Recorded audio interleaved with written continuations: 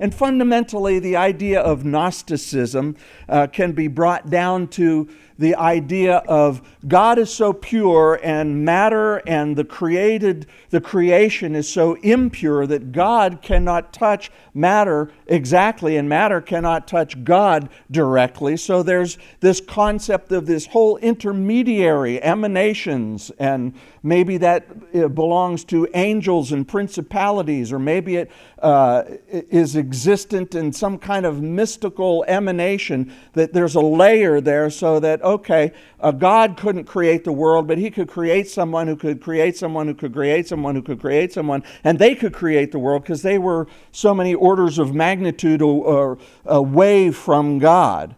And man could reach up so far and reach that person directly, and then that being could come up to God.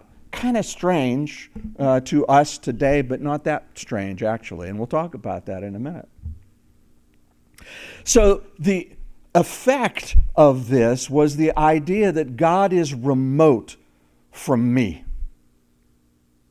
God's way up there, and he's so pure and holy. Surely he can see me because by definition God knows and can see all things. But we cannot have any kind of direct relationship.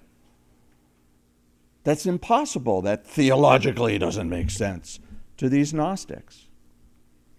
And so there was this concept of praying to or worshiping beings far removed from God.